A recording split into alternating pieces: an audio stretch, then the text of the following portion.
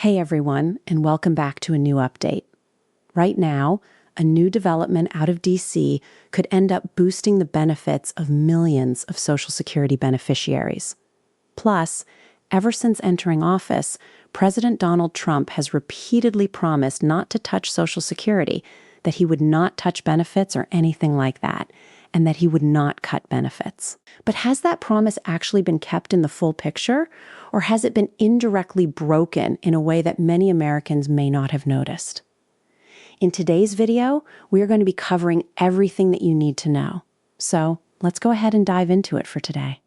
First, let's start with the bigger picture surrounding Social Security and why this conversation matters so much right now. For decades, Social Security has served as a financial foundation for retirees, survivors, and disabled beneficiaries who depend on these monthly payments to cover basic living costs. For many households, this is not just extra money. It is the difference between being able to pay for groceries, rent, prescriptions, utilities, and other essential needs. That is why any policy change, even one that does not directly reduce checks today, still matters if it affects the long-term health of the program. The issue is that Social Security is not on the strongest financial footing at the moment. The concern is not that benefits are suddenly disappearing tomorrow, and it does not mean the program is going bankrupt in the way some headlines make it sound. Social Security will still continue paying benefits because payroll tax revenue keeps coming in. But the concern is that the current payout schedule, including future cost of living adjustments, may not be sustainable forever if nothing changes. That is where the trust fund conversation comes in, and that is where this latest debate begins. According to the discussion surrounding the latest trustees' outlook referenced in the competitor script, the fund that pays benefits to retired workers and survivors is projected to exhaust its asset reserves by 2033, with some estimates suggesting the timeline could move even sooner under certain policy changes. Again, to be very clear, that does not mean benefits stop. It means that once those reserves are exhausted, Social Security would rely more heavily on incoming revenue, and that could leave the program unable to pay full scheduled benefits unless Congress steps in. That is the key distinction people need to understand. The danger is not zero checks. The danger is automatic benefit reductions if lawmakers fail to act. Now, let's talk about what that could mean in real life for the average retiree.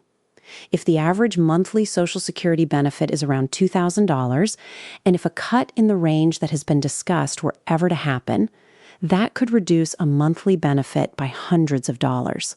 A reduction of that size would be devastating for millions of seniors who are already stretching every dollar. Over the course of a year, that could add up to thousands of dollars in lost income. It is not an abstract accounting issue. It is about whether future retirees and current beneficiaries will still receive the full benefit they earned. That brings us to President Trump and the promise not to cut Social Security. On the surface, supporters would argue that he has kept that promise because there has not been a direct cut to benefits. In fact, one of the major talking points has been that some older Americans could see tax relief, including an additional deduction for eligible seniors age 65 and older. That sounds positive, and for many households, it absolutely could be. Paying less in taxes can help stretch retirement income further. But this is where the criticism begins. The concern raised in the competitor script is that while some provisions may help certain Americans in the short term, they may also reduce the amount of money flowing into the broader system. In other words, if tax changes lower revenue connected to the program's long-term funding outlook, then Social Security's financial pressure could intensify sooner than expected. So even if benefits were not directly cut today, critics argue that speeding up the timeline toward future reductions is still an indirect way of weakening the program. That is the heart of the controversy. The competitor script also points to estimates suggesting that the so-called Big Beautiful Bill could increase costs and worsen the funding shortfall over the next several years. The implication is that policies designed to let some workers keep more of what they earn, such as changes involving tips, overtime, and additional deductions, may improve take-home pay for certain groups now, while also worsening the long-term balance sheet tied to Social Security. That creates a very mixed conversation. On one hand, some people benefit immediately. On the other hand, the trust fund outlook may deteriorate more quickly. So has Trump broken his promise? If you define the promise narrowly, then supporters would say no, because benefits have not been directly slashed. If you define the promise more broadly, then critics would say yes, because policies that worsen the trust fund timeline can eventually put benefits at greater risk. That is the distinction many beneficiaries need to understand right now. The immediate monthly check may be intact, but the long-term stability of the program is what many analysts and lawmakers are worried about.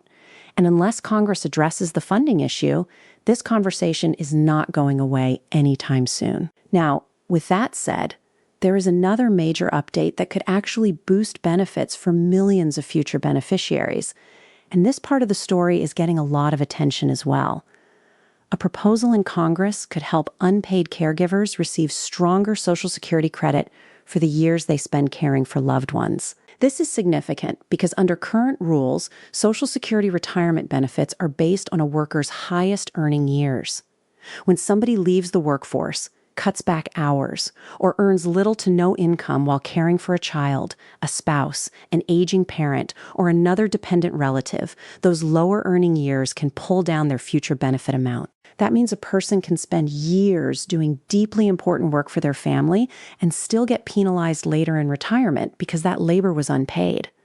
The new proposal discussed in the competitor script, the Social Security Caregiver Credit Act of 2026, is designed to address that problem. The idea is that eligible unpaid caregivers could receive deemed wages or retirement credits for up to 5 years while they are providing care. Instead of those years counting as zeros on their earnings record, they could be credited in a way that helps protect future retirement benefits. This matters because caregiving is work, even when it is not recognized with a paycheck. Millions of Americans step away from paid employment to care for children, disabled spouses, elderly parents, or relatives with chronic conditions. They may save their families enormous costs and help loved ones avoid institutional care, but the long-term financial trade-off can be severe. Lower lifetime earnings can mean lower Social Security checks for the rest of their lives. So this bill is really about whether the system should better reflect the realities of modern family life instead of assuming one uninterrupted path of full-time paid employment. Under the proposal described in the competitor script, the credit would apply to people who spend at least 80 hours per month providing unpaid care to a dependent relative. That could include care for a child under 12, a spouse, a parent, or another family member with a disability or chronic dependency. And again, the cap would be up to 5 years. For someone whose record currently includes multiple zero income years because they stepped away from work to care for a loved one, this could make a very meaningful difference in the benefit formula used later on. Supporters of the bill say this would especially help women, because women are more likely to reduce paid work or leave the workforce for caregiving responsibilities. Even though the bill is written in gender-neutral terms, the impact could be especially important for households where unpaid family care has historically fallen more heavily on mothers, daughters, and wives. Financial experts have long argued that the current structure was built around a more outdated model of continuous full-time employment. But that is not how many families actually live. Real life includes interruptions, caregiving responsibilities, and years where family needs come before a paycheck. If this proposal were to move forward, it would not solve every Social Security funding issue, and it would not erase the larger trust fund concerns we just talked about. But it could still be a very important change for millions of future retirees who have spent years doing unpaid care work that the current formula does not adequately value. In that sense, this is one of those ideas that speaks to fairness as much as finances. It raises a basic question. Should people who sacrifice earnings to care for loved ones be permanently penalized in retirement? Or should the system recognize that contribution in a more meaningful way?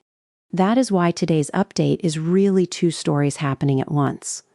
On one side, there are growing concerns that policies meant to provide short-term tax relief could put added strain on Social Security's long-term finances, potentially bringing the day of benefit pressure closer. On the other side, there is a proposal that could increase future benefits for a large group of Americans whose unpaid labor has often gone unrecognized by the system. One update creates concern about the program's stability.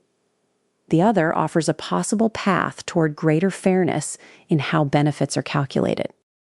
For current beneficiaries, the biggest takeaway is this: there may not be a direct benefit cut right now, but the long-term funding debate is becoming more urgent, and the policy decisions being made today could have major consequences later. For future retirees, especially caregivers, this new bill could become one of the more important proposals to watch because it addresses a gap that has affected families for years.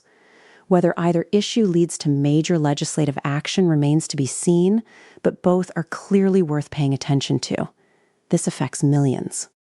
Leave your thoughts and comments below. Do you think policies that provide tax relief but potentially worsen the funding outlook are worth it? And what do you think about the caregiver credit proposal? Would you support giving unpaid caregivers up to 5 years of Social Security retirement credits? Or do you think Congress should handle this issue differently? Drop your thoughts below. But that's all I have for today's video, and I will see you in the next one.